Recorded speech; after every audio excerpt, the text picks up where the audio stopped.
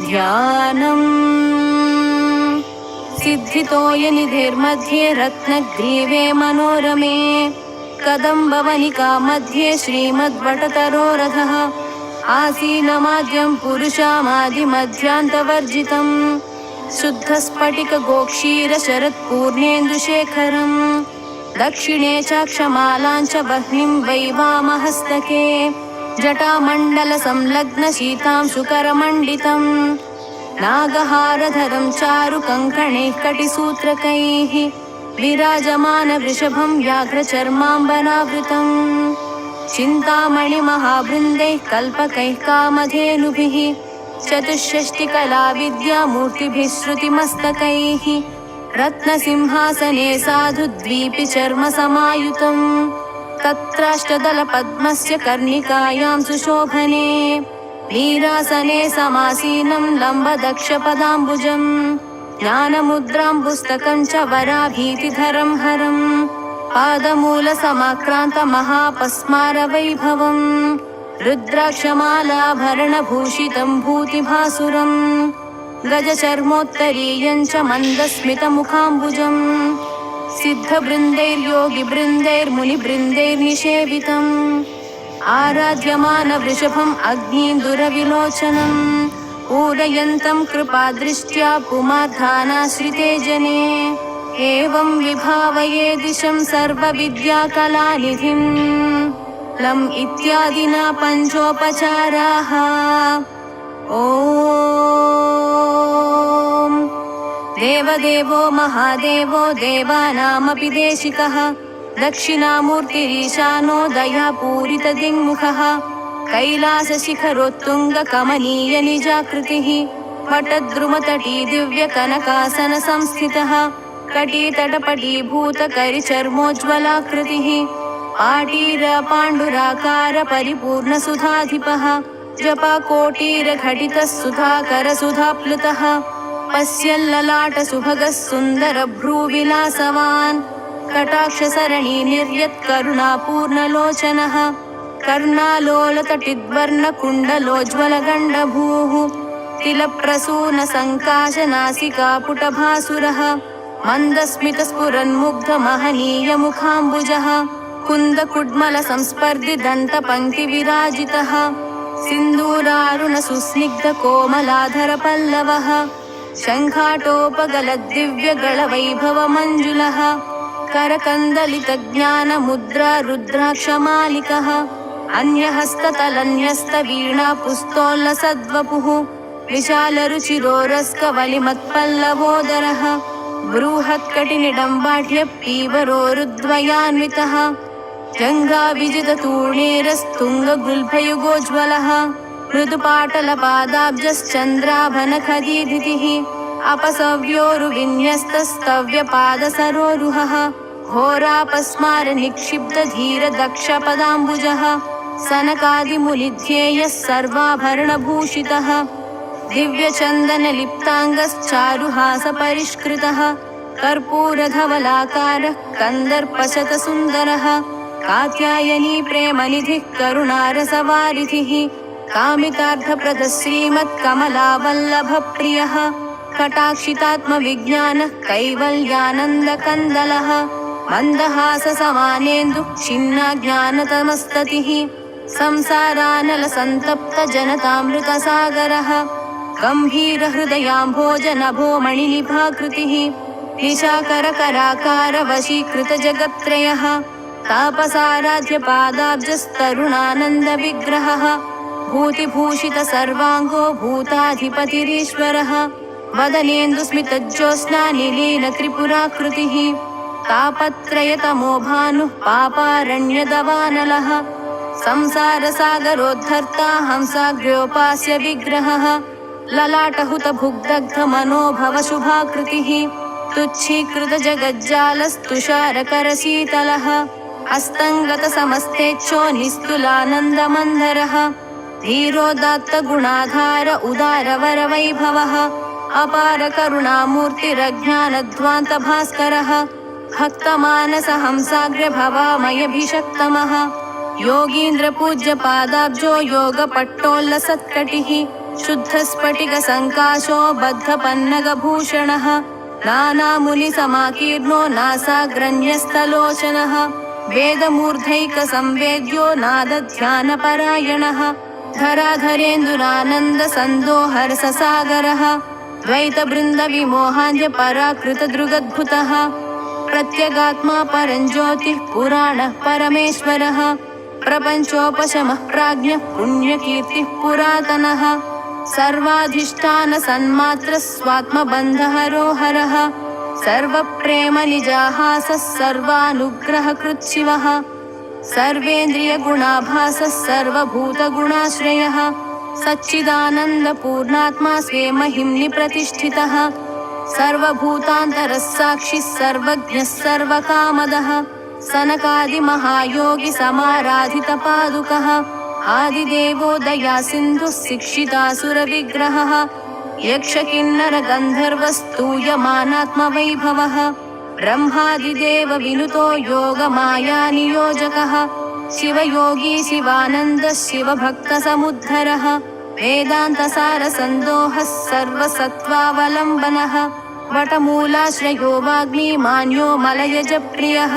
सुशीलो वाञ्छितार्थज्ञः प्रसन्नवदनेक्षणः नृत्यगीतकलाभिज्ञः कर्मवित्कर्ममोचकः कर्मसाक्षी कर्ममयः कर्मणां च फलप्रदः ज्ञानदाता सदाचारः सर्वोपद्रवमोचकः अनाथनाथो भगवानाश्रितामरपादपः वरप्रदः प्रकाशात्मा सर्वभूतहिते रतः व्याघ्रचर्मासनासीन आदिकर्ता महेश्वरः सुविक्रमः सर्वगतो विशिष्टजनवत्सलः चिन्ताशोकप्रशमनो जगदानन्दकारकः रश्मिमान् भुवनेशश्च देवासुरसुपूजितः मृत्युञ्जयो व्योमकेशः षट्त्रिंशत्तत्त्वसङ्ग्रहः अज्ञातसम्भवो भिक्षुरद्वितीयो दिगम्बरः समस्तदेवतामूर्तिः सोमसूर्याग्निलोचनः सर्वसाम्राज्यनिपुणो धर्ममार्गप्रवर्तकः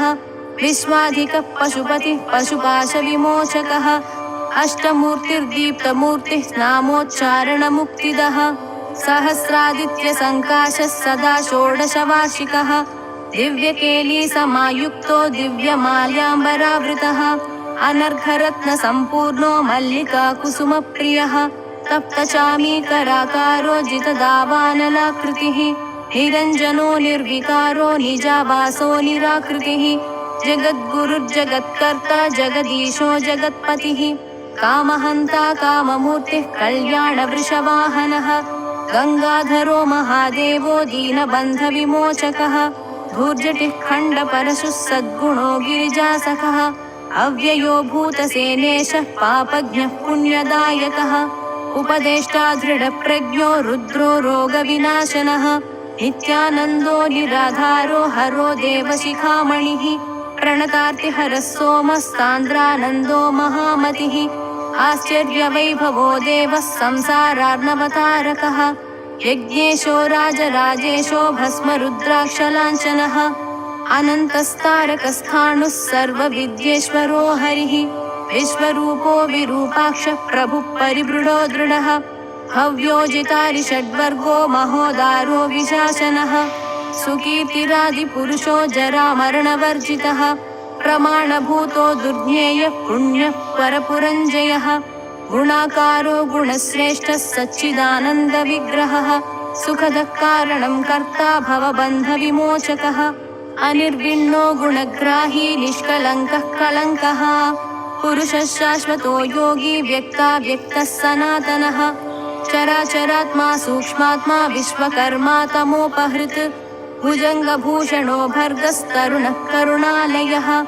अणिमादिगुणोपेतो लोकवश्यविधायकः योगपट्टधरो मुक्तो मुक्तानां परमागतिः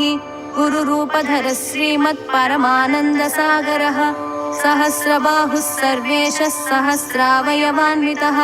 सहस्रमूर्धा सर्वात्मा सहस्राक्षः सहस्रपात् हिराभासः सूक्ष्मतनुर्हृदि ज्ञातः परात्परः सर्वात्मकः सर्वसाक्षी निस्सङ्गो निरुपद्रवः निष्कलः सकलाध्यक्षश्चिन्मयस्तमसः परः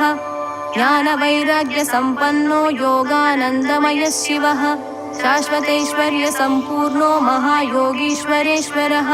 सहस्रशक्तिसंयुक्तः पुण्यकायो दुरासदः तारकब्रह्मसम्पूर्णस्तपस्विजनसंवृतः विधीन्द्रामरसम्पूज्यो ज्योतिषां ज्योतिरुत्तमः निरक्षरो निरालम्बः स्वात्मा रामो विकर्तनः निरवध्यो निरातङ्को भीमो भीमपराक्रमः वीरभद्रः पुरारातिर्जलन्धरशिरोहरः अन्धकासुरसंहर्ता भगनेत्रभिदद्भुतः विश्वग्रासो धर्मशत्रुर्ब्रह्मज्ञानैकमन्धरः अग्रेसरस्थिरभूतस्थितभस्मावकुण्डनः अकुण्ठमेधा श्रीकण्ठो वैकुण्ठपरमप्रियः ललाटोज्ज्वलनेत्राब्जस्तुषारकरशेखरः गजासुरशिरच्छेत्ता गङ्गोद्भासितमूर्धजः कल्याणाचलकोदण्डः कमलापतिसायकः वारांशेवधितूणीरः सरोजासनसारथिः त्रयीतुरङ्गसङ्क्रान्तो वासुकिज्जा विराजितः रवीन्दुचरणाचारिधरा रथविराजितः त्रय्यन्तप्रग्रहोदारचारुघण्टारवोज्ज्वलः उत्तानपर्वलोमाढ्यो लीलाविजितमन्मथः जातु प्रसन्नजनता जीवनोपायनोत्सुकः संसारार्णवनिर्मग्नसमुद्धरणपण्डितः मदद्विरदधिक्कारी गतिमञ्जुलवैभवः मत्तकोकिलमाधुर्यरसनिर्भरगीर्गणः कैवल्योदधिकल्लोललीलाताण्डवपण्डितः विष्णुर्जिष्णुर्वासुदेवः प्रभविष्णुः पुरातनः वर्धिष्णुर्वरदो वैद्यो हरिर्नारायणोच्युतः अज्ञानवनदावाग्निः प्रज्ञाप्रासादभूपतिः सर्वभूषितसर्वाङ्गः कर्पूरोज्ज्वलिताकृतिः अनादिमध्यनिधनो गिरीशो गिरिजापतिः वीतरागो विनीतात्मा तपस्वी भूतभावनः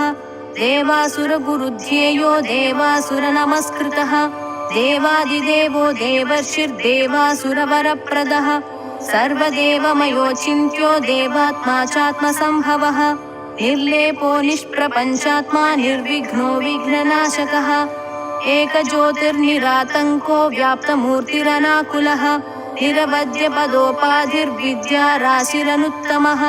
नित्यानन्दः सुराध्यक्षो निस्सङ्कल्पो निरञ्जनः निष्कलङ्को निराकारो निष्प्रपञ्चो निरामयः विद्याधरो वियत्केशो मार्कण्डेयवरप्रदः भैरवो भैरवीनाथः कामदः कमलासनः वेदवेद्यः सुरानन्दो लसज्योतिः प्रभाकरः चूडामणिः सुराधीशो यज्ञगेयो हरिप्रियः निर्लेपो नीतिमान् सूत्री श्रीहालाहलसुन्दरः धर्मदक्षो महाराजः किरीटी वन्दितो गुहः माधवो यामिनीनाथः शम्बरश्शबरीप्रियः सङ्गीतवेत्ता लोकज्ञः शान्तः कलशसम्भवः ब्रह्मण्यो वरदो नित्यः शूली गुरुवरो हरः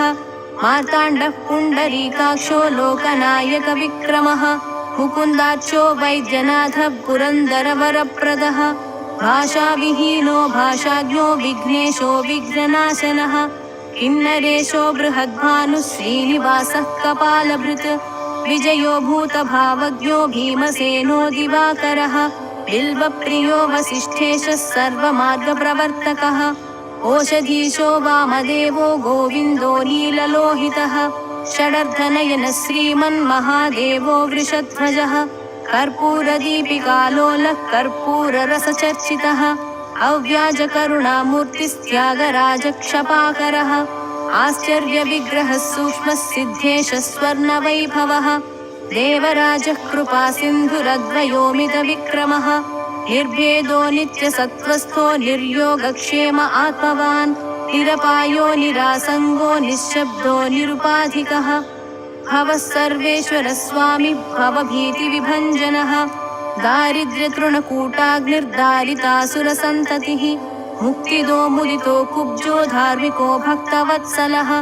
अभ्यासातिशयज्ञेयश्चन्द्रमौळिः कलाधरः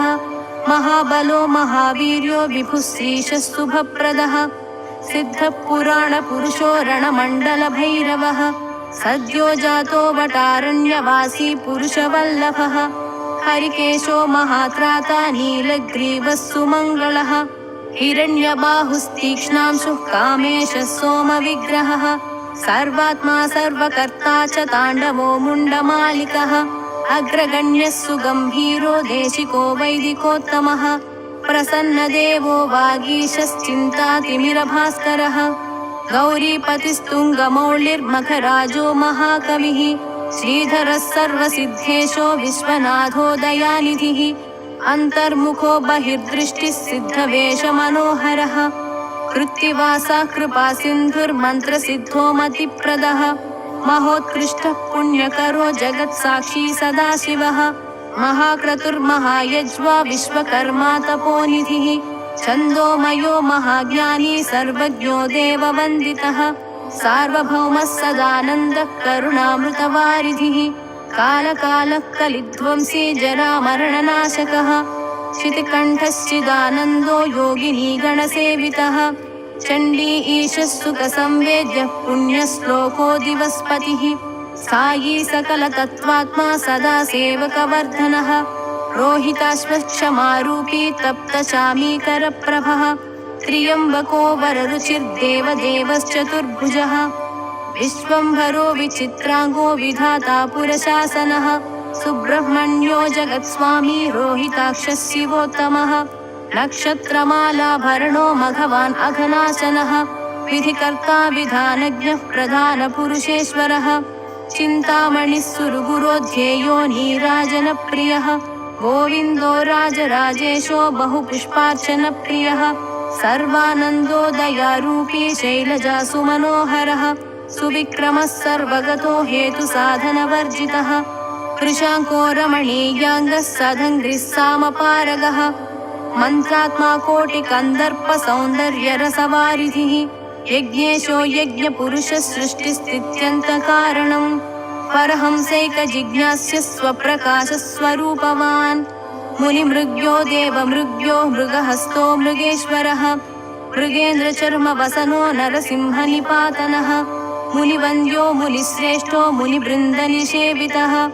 दुष्टमृत्युरदुष्टेहो मृत्युहा मृत्युपूजितः अव्यक्तोऽम्बुजजन्मादिकोटिकोटिसुपूजितः लिङ्गमूर्तिरलिङ्गात्मा लिङ्गात्मा लिङ्गविग्रहः यजुःमूर्तिः साममूर्तिर्ऋङ्मूर्तिर्मूर्तिवर्जितः विश्वेशो गजचर्मैकचेलाञ्चितकटीतटः पावनान्तेन सद्योगिजनसार्धसुधाकरः अनन्तसोमसूर्याग्निमण्डलप्रतिमप्रभः चिन्ताशोकप्रशमनः सर्वविद्याविशारदः भक्तविज्ञाप्तिसन्धाता कर्ता गिरिवराकृतिः ज्ञानप्रदो मनोवासक्षेम्यो मोहविनाशनः सुरोत्तमश्चित्रभानुः सदा वैभवतत्परः सुहृदग्रेसरः सिद्धज्ञानमुद्रो गणाधिपः आगमश्चर्मवसनो वाञ्छितार्थफलप्रदः अन्तर्हितो समानश्च देवसिंहासनाधिपः विवादहन्ता सर्वात्मा कालः कालविवर्जितः विश्वातीतो विश्वकर्ता विश्वेशो विश्वकारणम् योगिध्येयो योगनिष्ठो योगात्मा योगवित्तमः ओङ्काररूपो भगवान् बिन्दुनादमयः शिवः चतुर्मुखादिसंस्तुत्यश्चतुर्वर्गफलप्रदः सह्याचलगुहावासी साक्षान्मोक्षरसामृतः दक्षाध्वरसमुच्छेत्ता पक्षपातविवर्जितः ओङ्कारवाचकः शम्भुः शङ्करश्च शिशीतलः पङ्कजासनसंसेव्यः किङ्करामरवत्सलः नतदौर्भाग्यतूलाग्निकृतकौतुकमङ्गलः त्रिलोकमोहनः श्रीमत्त्रिपुण्ड्राङ्कितमस्तकः क्रौञ्चारी जनकः श्रीमद्गणनाथसुतान्वितः अद्भुतानन्तवरदो परिच्छिन्नात्मवैभवः इष्टापूर्तप्रियः शर्वः एकवीरः प्रियं वदः ऊहापोहविनिर्मुक्त ओङ्कारेश्वरपूजितः रुद्राक्षवक्षा रुद्राक्षरूपो रुद्राक्षपक्षकः भुजगेन्द्रलसत्कण्ठो भुजाङ्गभरणप्रियः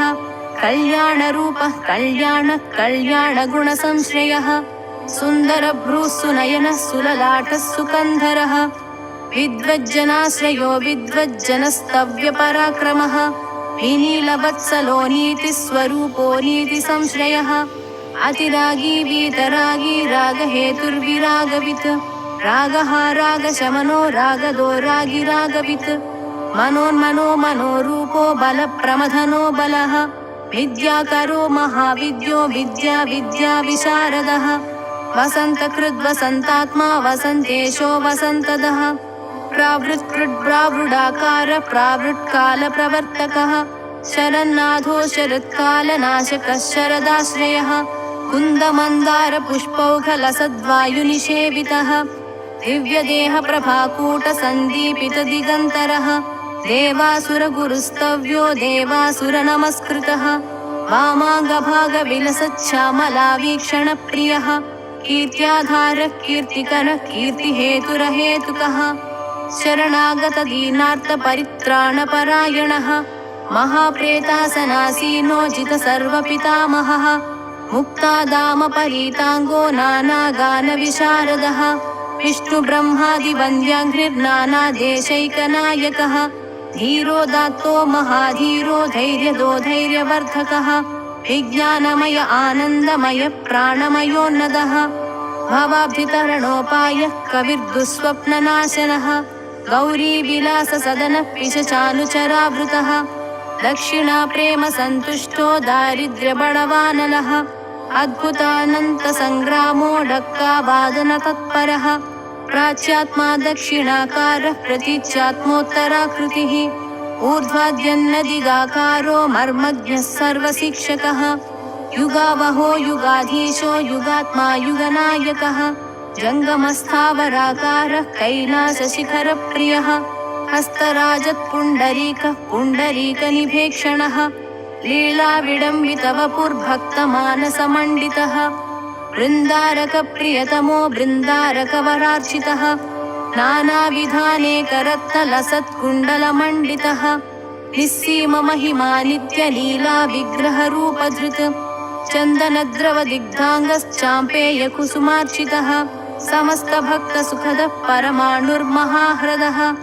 अलौकिको दुष्प्रदर्शः कपिलः कालकन्धरः कर्पूरगौरः कुशलः सत्यसन्धो जितेन्द्रियः शाश्वतैश्वर्यविभवः पोषकः सुसमाहितः महर्षिनाधितो ब्रह्मयोनिः सर्वोत्तमोत्तमः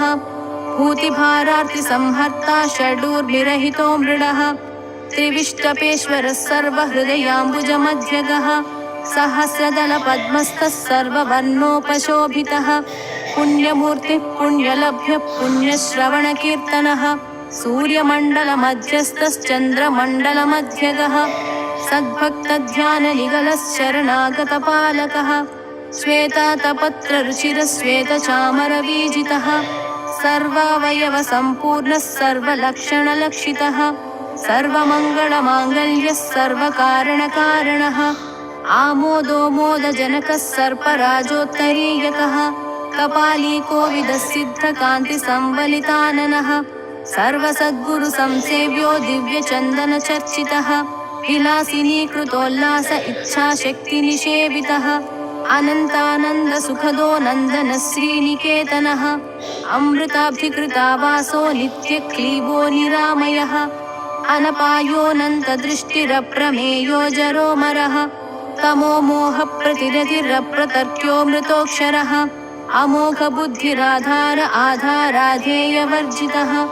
ईषणात्रयनिर्मुक्त इहामुत्रविवर्जितः ऋग्यजुस्सामनयनो बुद्धिसिद्धिसमृद्धिदः औदार्यनिधिरापूर्ण ऐहिकामुष्मिकप्रदः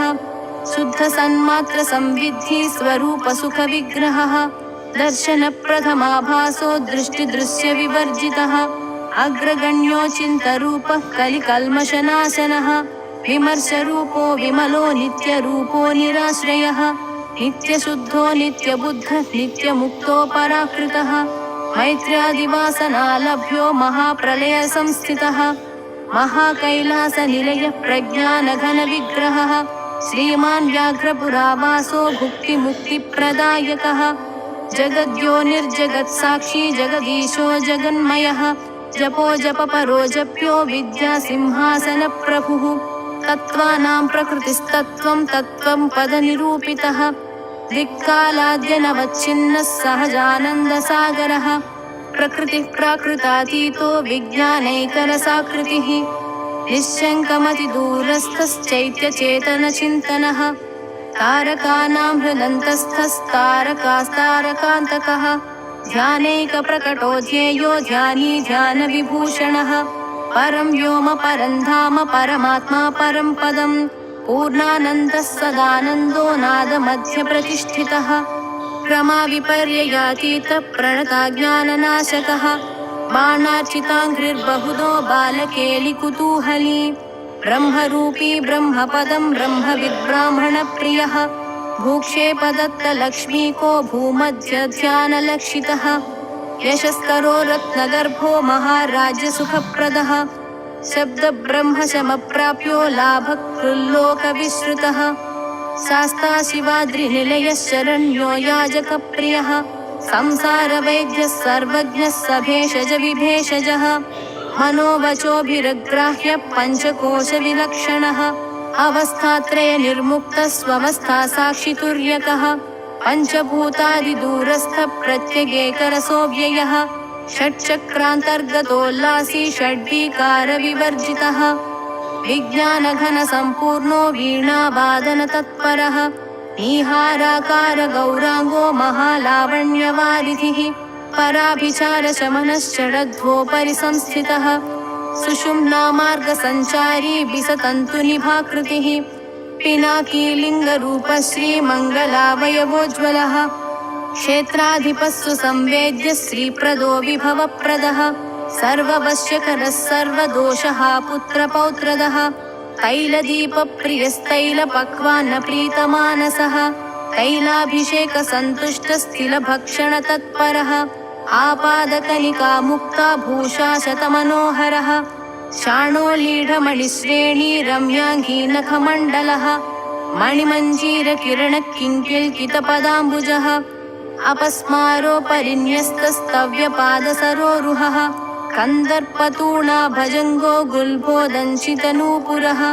करिहस्तोपमेयोरुरादर्शोज्ज्वलजानुभृत् विशङ्कटकटिन्यस्तवाचालमणिमेखलः